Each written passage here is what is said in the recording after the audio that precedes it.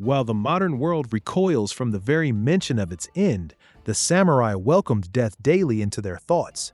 They didn't seek it, they embraced the idea, not as a morbid obsession, but as the ultimate catalyst for life, forging minds of unyielding courage. You've been taught to avoid discomfort, to chase endless life extension, but this ancient wisdom will reveal a shocking truth. True freedom, unshakable peace, erupts only when you learn to die daily. Today, we will master the warrior principle of Mushin no Shin, the mind without mind, not by emptying your thoughts, but by confronting the ultimate reality that shapes all others. This isn't about morbid fascination. It's about discovering how ancient warriors used their mortality as a compass, allowing them to live each moment with audacious intent and a profound absence of fear. This insight is the hidden key to unlocking your own unshakable resolve in a world that constantly tries to soften you. Consider the legendary swordsman, Miyamoto Musashi. For decades, he wandered the Japanese countryside, engaging in over 60 duels, many of them to the death. His life was a constant dance on the edge of the blade. He understood, perhaps more acutely than anyone, that to flinch, to hesitate, even for a single heartbeat, meant absolute defeat. Musashi didn't become a master by being reckless, but by internalizing the fragility of life and, paradoxically, using it to strengthen his will. In his seminal text, The Book of Five Rings, he instructs, "In fighting and in everyday life, you should be determined though calm. Meet the situation without tenseness, yet not recklessly. Your spirit should be vast and all-encompassing. You should not be obsessed with victory, nor should you be obsessed with avoiding defeat." The lower pitch.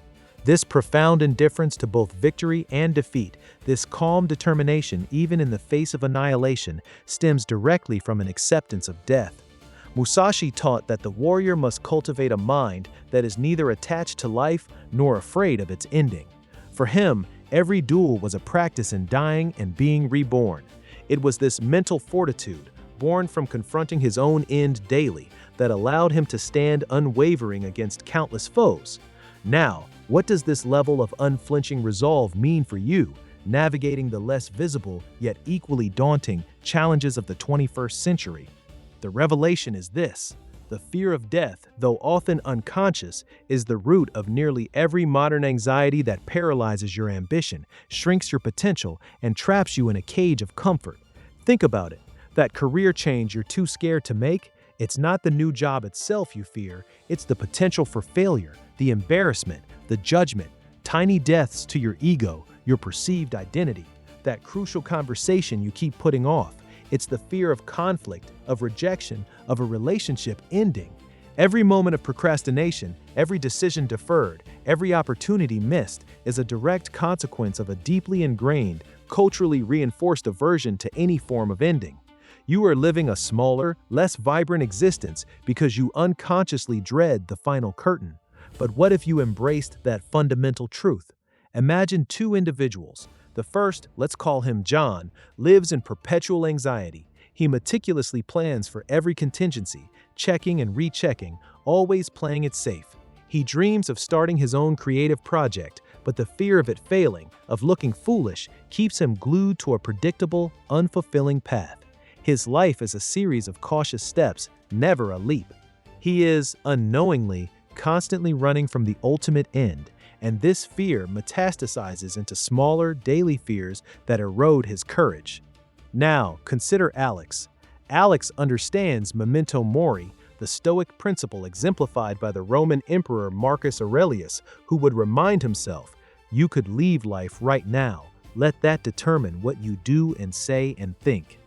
Alex has accepted his mortality, not as a dark cloud, but as a powerful lens. When he faces the same creative project, he still feels the tremor of uncertainty. But instead of letting it paralyze him, he asks, "If this were my last year, my last chance, would I care more about potential failure or about the regret of never trying?" His fear shrinks, replaced by a profound sense of urgency and purpose. Alex launches his project, not with a guarantee of success, but with the freedom that comes from knowing that his worth is not tied to outcomes, and that regret is a far more painful death than any failure. He moves with a clarity, a decisiveness, and almost reckless courage that John can only dream of. This isn't recklessness, it's true freedom, born from staring into the void and finding a profound resolve staring back. This warrior mindset transforms your fear of a career pivot into decisive action, your social anxieties into genuine connection, your procrastination into relentless execution. It makes you unstoppable because the ultimate stopping point has already been acknowledged. Suddenly, all the smaller fears lose their grip. To integrate this warrior ethos, to truly live unflinching, we'll adopt 3 profound practices adapted from ancient traditions designed to be woven into the fabric of your modern life. First, the 5-minute mortality meditation. Every morning, immediately after waking, before checking any device, sit upright in silence. Close your eyes. Spend 2 minutes vividly imagining it is your last day. Not in a morbid, fear-inducing way, but as a lens to clarify your true priorities. What would you do? Who would you speak to? What unfinished business would scream for your attention? Then, for the next 3 minutes, shift your focus to the present moment, asking yourself, given that my time is finite, what is the single most important action I must take today to align with that imagined final day? The expected result is a powerful infusion of clarity, purpose, and urgency that cuts through distraction and procrastination, guiding your actions for the next 24 hours. Second, the Memento Mori stone practice. Find a small, smooth stone or a simple, unadorned ring. Keep it in your pocket or wear it on your finger. Throughout the day, whenever you face a moment of hesitation, fear, or annoyance, perhaps a daunting task, a difficult conversation, or an irritating setback, simply touch the stone or feel the ring. As you do, silently recite Marcus Aurelius's profound reminder, you could leave life right now. This physical anchor serves as an immediate pattern interrupt, a silent question. Is this petty worry, this minor fear, this fleeting anger truly worth my precious finite attention? The expected result is a rapid recalibration of perspective, shrinking trivial concerns and empowering you to act from a place of larger purpose, not small anxieties. Third, the death of the day ritual. Each evening, just before going to sleep, review your day not as a series of tasks, but as a completed, finite segment of your life.